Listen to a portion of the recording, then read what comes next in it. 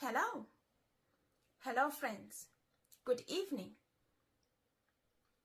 We are going to focus today on maintaining family privacy.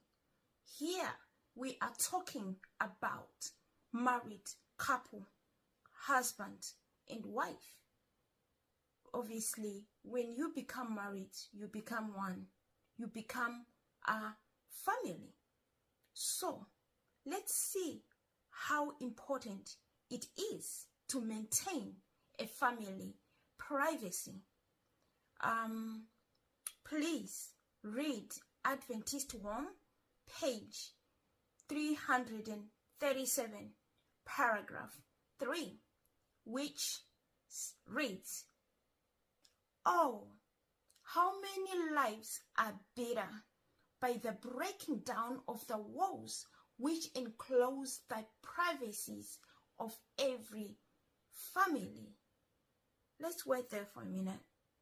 So, here we are being told that how many lives are broken by breaking down the walls which enclose the privacies of the family. How many walls are broken down? How many people in the home, in your home, as a husband and wife? Here mainly we could talk about the children, right? Or those that you care, or that you are taking care of, or that are under your house.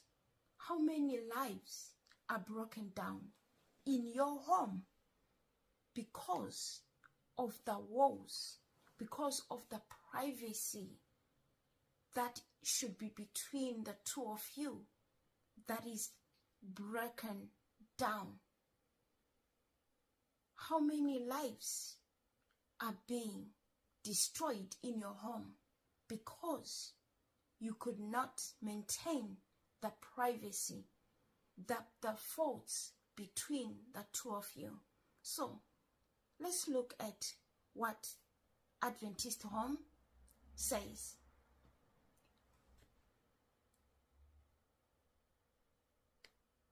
"And which are calculated to preserve its purity and sanctity. A third person is taken into confidence of the wife, and her private family matters are laid open before the special friend." So, these walls, these secrets, these things that are going on, these problems that are going on between husband and a wife, they are supposed to remain within the walls, within the home, between husband and wife. These problems that happen between husband and wife are what keeps you, husband and wife, are what keeps you stronger. And obviously in Christ, as you get married, you learn about each other, you learn of each other's faults and strength. But remember, in the marriage, you need Christ, who is your strength, who will be with you. But instead, these walls are being broken. But how then are they being broken? Wow.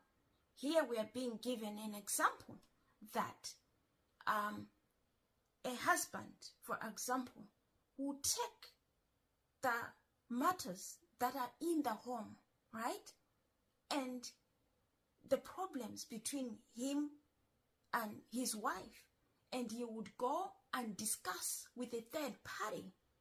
He would go and discuss with a friend, telling a friend about the struggles, about the problems that he's facing in his home with his wife, the stresses and everything. Wow. But obviously, what he doesn't know, he thinks he's doing good. but he doesn't know that he's doing worse and he's destroying his home by including a third party. This is the device of Satan to estrange the heart of the husband and wife. Such an act, when you have a problem, such an act when there is something going on between you and your wife, you go and you share with, it could be a family member, it doesn't matter whoever it is, right? It is an act the devil rejoices at. It is an act of the devil. It is something that would break down the home, and only the devil would lead such a soul to do such a thing. But in case you're doing so and you don't know, we learn every day. What a world of trouble would be saved. Lock in your hearts the knowledge of each other's faults.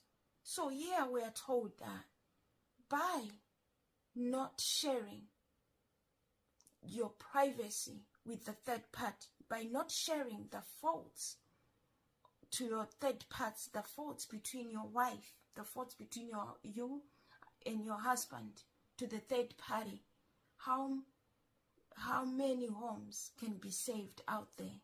How many marriages can be saved out there? How you can save your marriage, right?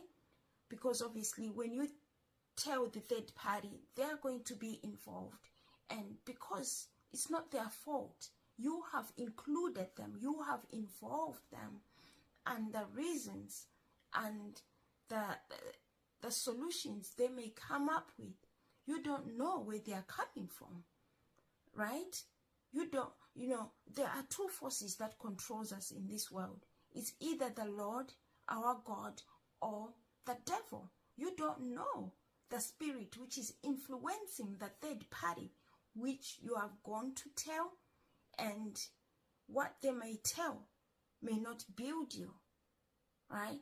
So we are going to know, so what are you supposed to do then? But here we are being told now that if you have problems, if there's something going on between your home, if you know that there are certain faults that your husband has, there are certain faults your wife has, that there are certain things you're not happy about, you are supposed to lock them in your heart between the two of you, right? They shouldn't be out there telling that third party, right? But let's see what Adventist Home, page 337, paragraph 3 says.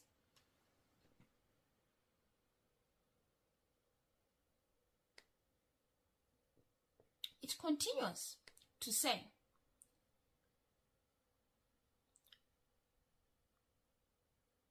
tell your troubles alone to God. He can give you right counsel and sure consolation, which will be pure, having no bitterness. So, we have a solution, and we all know the solution. The solution is Christ. So, husband and wife, when you have problems, if you notice that there are things you are not happy about with your wife, right? With your husband, right? Learn to have a strong relationship with God. You know, the way you speak with God is the way I'm speaking with you right now. You speak to God as if you're talking to a friend, but with much respect. You understand? You speak with God. You tell God, God, this is my wife. This is my husband. I keep telling her or him not to do this, this and that, but I keep getting the same results. Oh, these are the problems that are at hand. What would you have me do? I'm tired. Please, Lord, I need you to intervene. What would you have me do? The Lord would rather you speak your worries, you speak your problems to Him. After all, He created you. He made you. He knows the very hair that are on your head. All you have to do is to go to the Lord and discuss your marriage problems to the Lord. That's what we are being told here by the spirit of prophecy. And is there anything God cannot do? What God cannot do does not exist, right? So if you speak with God, just trust and believe, and your God will strengthen you, and your God is already in your marriage. Just invite Him every single day, especially when there's problems, where there's faults, where there's things going on. That's the time you need God the most. That's the time you need to focus. Wife, learn to have an individual relationship with Christ, to pray for your husband, to speak to God about any faults and even any joys and strength. Likewise, husband, do the same thing. The only way is Christ. So, here we've learned that in order for you to strive, for your relationship to work, right?